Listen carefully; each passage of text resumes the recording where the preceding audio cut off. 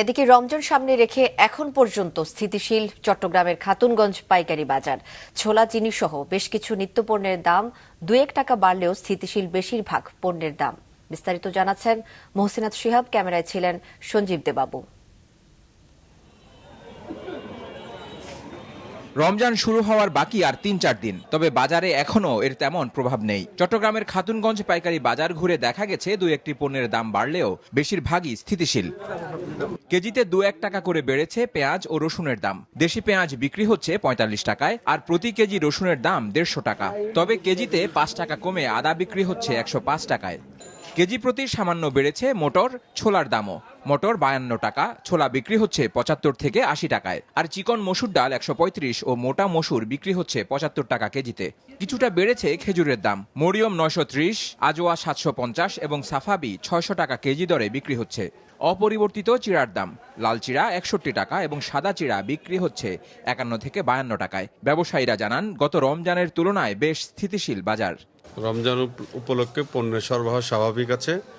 আমরা মনে করছি অন্য বছরের তুলনায় এবছর পণ্যের আমদানি বেশি হয়েছে, যার কারণে দামও অনেকাংশে কম আছে গত বছরের তুলনায়। সরকার যেহেতু নতুন হয়েছে, বাজারের যারা মনিটরিং করে তাদের দায়িত্বটুকু অর্থাৎ গুরুত্ব সহকারে দেখা উচিত, তাহলে বাজার নিয়ন্ত্রণ থাকবে এবং ভোক্তা পর্যায়ে সহনীয় পর্যায়ে থাকবে। রমজান উপলক্ষে বাজার ঠিক আছে। আমরা তো দুধের ব্যবসা করি, আমাদের গুলিতে কোনো হেরফের হয় নাই, বাড়া নাই। চিনি বিক্রি করি, চিনিও বাড়া নাই।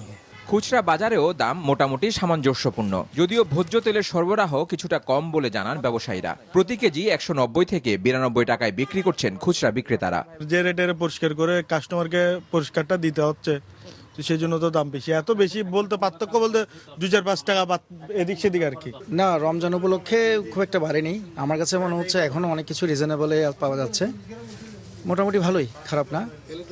তেলের দামটা বাড়েনি, তবে তেল অ্যাভেলেবেল পাওয়া যাচ্ছে না। যখন আমরা তেল চাচ্ছি তখন হচ্ছে ওরা বলছে যে তেল ওদের কাছে বেশি কালেকশনে নাই।